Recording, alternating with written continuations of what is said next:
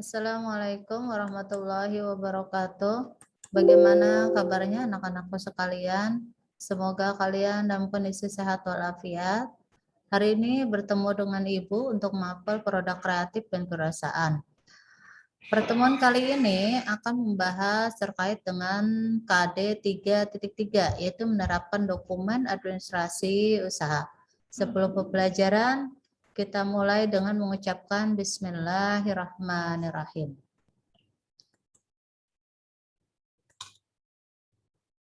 Yang pertama yaitu pengertian dokumen usaha. Dokumen menurut bahasa Inggris. Kalau menurut bahasa Belanda, dokumen. Sedangkan dalam bahasa Indonesia, dokumen merupakan sesuatu yang tertulis atau tercetak yang dapat dipergunakan sebagai bukti atau keterangan. Setiap orang pasti punya dokumen, walaupun kalian belum 17 tahun, kalian sudah mempunyai dokumen secara pribadi. Contoh, umpamanya akte kelahiran, terus rapot di TK, terus kartu keluarga. Nah, itu adalah termasuk salah satu dokumen secara pribadi. Kalau dokumen usaha, nah ini kita akan bahas ya, apa saja. Dilanjut pengertian administrasi usaha.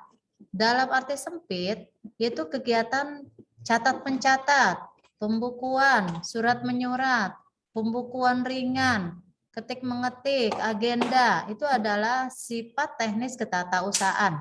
Ya, jadi dalam arti sempit, catat-mencatat, mencatat apa yang dicatat, umpamanya pengeluaran, pemasukan, ada surat keluar atau masuk, ya, pembukuannya, umpamanya ya tadi. Ya, umpamanya kalau pembukuan secara sederhana, ada keterangan, umpamanya kegiatan pembelian, berarti ada pengeluaran, pemasukannya atau ada saldo atau debit, kredit, dan saldo. Nah, itu adalah contoh salah satu pembukuan laporan pembukuan sederhana. Ada agenda ketika rapat dicatat, itu ada namanya notulen. Itu adalah salah satu pengertian administrasi secara sempit. Dilanjut, yaitu pengertian administrasi secara luas, yaitu seluruh proses kerjasama dari 2 orang atau lebih dalam mencapai tujuan dengan pemanfaatan sarana dan prasarana tertentu secara berdaya guna dan berhasil guna. Jadi di sini proses kerjasama administrasi secara luas itu proses kerjasama, nggak bisa sendiri, ya. Kalau kamu umpamanya mencatat pengeluaran atau umpamanya pemasukan yang terjadi dalam perusahaan, itu harus ada informasi yang diberikan dari pihak luar umpamanya, ya. Nah, itu adalah udah dari orang lain kan, pihak ke-1, pihak kedua berarti kamu yang mencatat. Nah, itu adalah sama saja proses kerjasama. 2 orang atau lebih. Nah, umpamanya kalau ketika rapat, berarti kan lebih dari 2 orang. Apa yang harus dipersiapkan ketika rapat? Nah, itu umpamanya ruangan, sound, pembukuannya, notulennya, laporan rapatnya, ya. Itu salah satu juga pemanfaatan sarana prasarana. Berhasil guna, berarti ujungnya ada laporannya. Laporannya apa? Umpamanya hari ini rapat tentang umpamanya pelatihan karyawan, ya. Nah, dalam bidang keuangan atau mungkin pelatihan untuk karyawan di bidang administrasi. Nah, itu adalah hasil yang akan dicapai. Itu adalah pengertian administrasi secara luas. Dilanjut dengan fungsi administrasi. Yang pertama adalah planning, perencanaan. Ya, pasti harus di planning dulu. Diadministrasikan. Kalau umpamanya kamu sebagai pengusaha, berarti harus punya perencanaan atau planning. Umpamanya hari ini planningnya umpamanya memproduksi produk atau membuat produk. Ya, terus organizing, pengorganisasian. Organisasi gimana? Yaitu ada struktur organisasi yang jelas. Kamu posisinya sebagai apa, bawahan kamu sebagai apa, ya. Itu agar kerjanya tercapai. Stepping kepegawaian, ya. Perekrutan kepegawaian seperti apa, ya? Apa dari pihak intern, apa dari pihak ekstern, ya. Nah, itu harus ada apa namanya? strateginya untuk merekrut kepegawaian atau karyawan. Selanjutnya directing atau pengarahan atau bimbingan, ya. Diarahkan, umpamanya kalau umpamanya masih karyawan baru, berarti masih perlu pengarahan, ya, briefing, training, umpamanya pelatihan, itu adalah salah satu directing. Coordinating atau koordinasi, dikoordinasi, ya.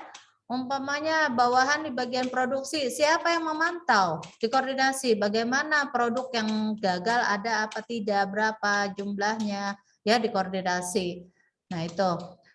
Reporting atau pelaporan, setelah produk jadi, nah itu pelaporannya. Kira-kira sudah ada berapa yang sudah selesai dan akan di packing, ya, itu adalah pelaporan. Selanjutnya, budgeting atau penganggaran. Anggarannya cukup atau tidak, sesuai atau tidak, ya. Itu sudah direncanakan sesuai dengan apa? Yang nomor 1 tadi, sudah ada planningnya. Kalau produk umpamanya akan memproduksi produk suatu perusahaan, itu sudah direncanakan bahan bakunya, alat produksinya siapa apa tidak, pemasarannya bagaimana. Nah, itu udah salah satunya terkait dengan budgeting atau anggaran yang ada di perusahaan. Itu adalah fungsi administrasi secara umum. Selanjutnya, ciri-ciri administrasi. Yang pertama, terdapat sekelompok orang. Ya, itu nggak bisa kamu sendiri, tidak bisa ya. Karena ada pencatatan, nyatet dong sendiri, kamu bisa. Tapi pencatatannya itu informasinya dari mana harus dibantu pihak lain. Terus selanjutnya, terdapat bentuk kerjasama dari sekelompok orang. Ya betul, ya. Kalau kamu sebagai atasan, berarti harus ada laporan dari anak buah kamu atau dari karyawan kamu. Itu adalah salah satu bentuk kerjasama. Selanjutnya, terdapat tujuan yang akan dicapai, yaitu ya umpamanya standar produk, ya. Umpamanya produksi produk tersebut harus mencapai berapa piece dalam umpamanya 1 hari, itu adalah tujuan yang akan dicapai. Selanjutnya terdapat proses kegiatan usaha. Prosesnya bagaimana? Apakah akan melibatkan tenaga manusia atau umpamanya memakai mesin atau 50% tenaga manusia atau mungkin 50%-nya memakai mesin. Selanjutnya yang terakhir yaitu adanya aspek kepemimpinan, bimbingan, pengawasan. Udah pasti. Yang jelas, ini nomor 5 berarti ada struktur organisasi dalam perusahaan tersebut yang jelas. Ya, udah jelas. Pemimpinnya siapa, pengawasnya siapa, pembimbingnya siapa, karyawannya siapa, ya, pengelolanya siapa. Nah, itu adalah salah satu termasuk dalam ciri-ciri administrasi. Selanjutnya, kita lihat materi selanjutnya adalah fungsi administrasi. Yang pertama, melengkapi, menyediakan, mengelola berbagai buku administrasi perusahaan dengan baik dan juga teratur, ya. Sebagai umpamanya kasir, seorang kasir, berarti harus ada pembukuan laporan pembukuan keuangan sederhana, minimal seperti itu. Jadi pengeluaran dan pemasukan perusahaan itu bisa terkontrol. Selanjutnya, yang B, mencatat berbagai alat perlengkapan dari perusahaan, juga berbagai kegiatan usaha dalam buku administrasi. Alat perlengkapan umpamanya mesin potong ada berapa? Itu di data, ya. Terus umpamanya blender ada berapa, ya. Selanjutnya yang C, mengerjakan berbagai buku administrasi dari perusahaan sesuai dengan bentuk peraturan ketentuan yang berlaku. Ini ketentuan yang berlaku yang disesuaikan dengan undang-undang yang ada di Indonesia. Umpamanya kalau kamu mau buka perusahaan, berarti harus ada izin pendirian perusahaan. Salah satunya seperti itu. Bagaimana? Ya kamu urus, berarti kemana? Ke umpamanya RT, RW, kelurahan, kecamatan, sampai Kementerian Perindustrian dan Perdagangan. Itu baru izin usaha kamu nanti keluar. Itu adalah salah satu bentuk mematuhi peraturan atau ketentuan yang berlaku. Selanjutnya, memelihara berbagai buku administrasi perusahaan dengan baik dan benar.